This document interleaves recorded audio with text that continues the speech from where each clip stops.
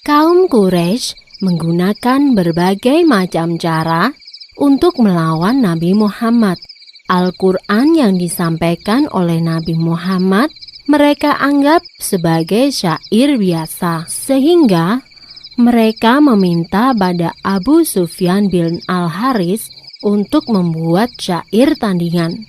Tentu saja, syair buatan manusia tidak akan bisa mengalahkan Al-Quran. Gagal dengan rencana pertama, kaum Quraisy melaksanakan rencana kedua. Mereka mulai menakut-nakuti, bahkan menyiksa para pengikut Nabi Muhammad. Meskipun sangat membenci Nabi Muhammad, kaum Quraisy tidak berani mengganggu Nabi Muhammad secara langsung. Itu karena sang Nabi berasal dari salah satu kabilah terpandang. Namun, lain halnya dengan Abu Jahal. Ia adalah paman Nabi Muhammad dan ia sangat membenci Nabi Muhammad.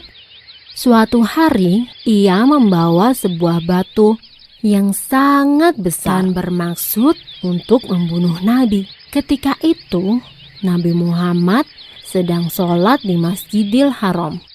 Namun, saat hendak melempar batu, tiba-tiba saja Abu Jahal melihat seekor unta raksasa yang sangat buas. Unta itu seakan hendak menelan Abu Jahal.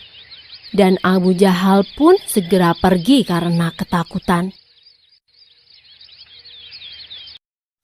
Percobaan pembunuhan kepada Nabi Muhammad selalu dilakukan secara diam-diam. Setelah Abu Jahal gagal, kini giliran Abu Lahab yang bertindak. Ia mencoba membunuh Nabi dengan cara menjerat leher Nabi menggunakan sebuah selendang. Saat itu muncullah Abu Bakar. Ia segera mendorong Abu Lahab dan melepaskan belitan selendang itu dari leher Nabi Muhammad. Kali lagi Nabi Muhammad berhasil selamat. Namun sebagai akibatnya Abu Bakar menjadi sasaran kemarahan Abu Lahab. Pada tahun 10 kenabian Nabi Muhammad, dua tokoh besar Quraisy memeluk Islam. Mereka adalah Hamzah bin Abdul Muthalib dan Umar bin Khattab. Dengan masuknya kedua tokoh ini, kekuatan kaum Quraisy semakin berkurang dan kaum muslimin, para pengikut Nabi, semakin berani melakukan sholat di depan Ka'bah. Namun, sikap kejam kaum Quraisy tidak berhenti sampai di sini.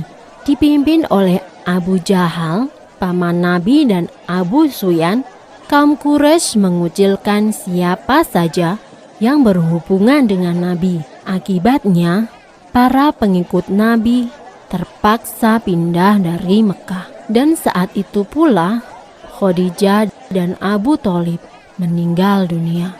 Dua orang yang sangat penting dalam dakwah Nabi. Setelah Khadijah meninggal, Nabi Muhammad pergi ke Thaif untuk berdakwah kepada kaum Tsaqif. Namun, orang-orang di Thaif menolak kedatangan Nabi. Mereka mengusir Nabi Muhammad dan rombongannya. Mereka bahkan menghina, melecehkan, dan melempari Nabi dengan batu. Sungguh berat cobaan yang dialami Nabi Muhammad dalam berdakwah.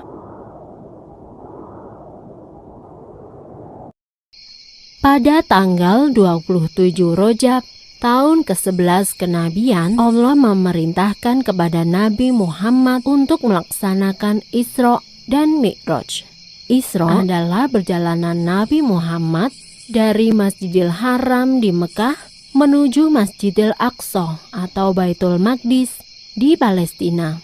Sedangkan Mi'raj adalah perjalanan Nabi Muhammad dari Masjidil Aqsa ke langit ketujuh atau Sidratul Muntaha. Isra dan Mi'raj dilakukan selama waktu 1 malam saja. Dalam peristiwa ini, Nabi Muhammad menerima perintah untuk melaksanakan sholat 5 waktu. Peristiwa Isra Mi'raj Nabi Muhammad menjadi pukulan yang sangat besar bagi kaum kafir Quraisy dan juga kaum muslimin pengikut Nabi. Kaum Quraisy menjadikan peristiwa itu sebagai bahan olok-olokan dan menyebut Nabi Muhammad sebagai penipu dan pendusta. Mana mungkin bisa melakukan perjalanan dari Mekah ke Palestina hanya dalam waktu 1 malam. Ada beberapa pengikut Nabi yang terhasut oleh kaum Quraisy. Mereka menyatakan keluar dari Islam karena tidak percaya pada peristiwa Isra Mi'raj yang dialami oleh Nabi Muhammad. Keadaan kota Mekah tidak lagi aman bagi Nabi Muhammad. Beliau pun berencana untuk hijrah ke kota Yatsrib. Namun, rencana hijrah Nabi diketahui oleh kaum Quraisy. Mereka pun membentuk pasukan untuk membunuh Nabi sebelum ia berhasil hijrah ke Yatsrib. Dalam pelariannya, Nabi Muhammad dan para sahabat bersembunyi di Gua Sur. Allah berkehendak untuk menyelamatkan Nabi Muhammad. Dibuatnya sebuah sarang laba-laba di mulut gua dan sarang burung merpati yang sedang mengeram. Pasukan Quraisy berhenti di depan Gua Sur.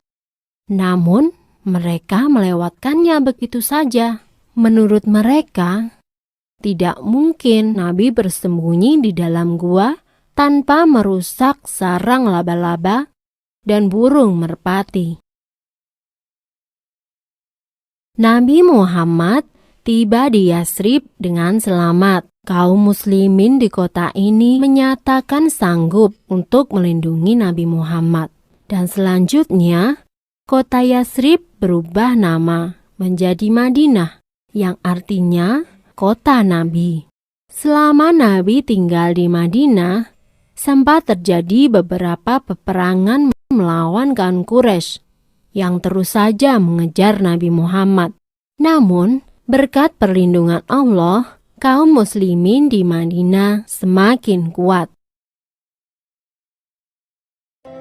8 tahun setelah hijrah ke Madinah, Nabi Muhammad melakukan perjalanan pulang ke Mekah.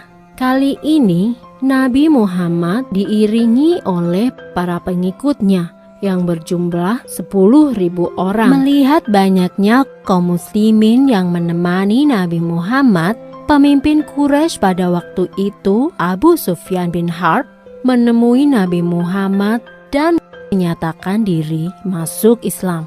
Setelah itu, hampir semua kaum Quraisy menyatakan diri masuk Islam. Dengan demikian, kota Mekah dapat ditaklukkan tanpa perlu ada peperangan dan pertumpahan darah. Setelah Mekah berhasil dikuasai tanpa peperangan, langkah pertama yang dilakukan oleh Nabi Muhammad adalah membersihkan Ka'bah dari berhala-berhala. Sebanyak 360 berhala disingkirkan dan dihancurkan. Tak lama kemudian, para pemimpin dari seluruh penjuru tanah Arab menyatakan diri untuk masuk Islam dan tunduk pada peraturan Islam. Orang-orang tiada henti menemui Nabi Muhammad dan menyatakan imannya. Peristiwa ini membuat Nabi Muhammad menyadari bahwa tugasnya hampir berakhir. Kemudian beliau beserta 100.000 kaum muslimin mengerjakan haji wada atau haji penghabisan. Ketika Nabi berada di padang Arafah, turunlah surat Al-Maidah ayat 3. Itulah wahyu terakhir yang diterima oleh Nabi Muhammad, dan pada tanggal 12 Rabiul Awal tahun Hijriah, Nabi Muhammad wafat. Pesan terakhir Nabi Muhammad adalah, "Kutinggalkan untuk kamu 2 perkara. Tidaklah kamu akan tersesat selama-lamanya selama kamu berpegang pada 2 hal, yaitu Kitabullah atau Al-Quran dan Sunnah Rasulnya."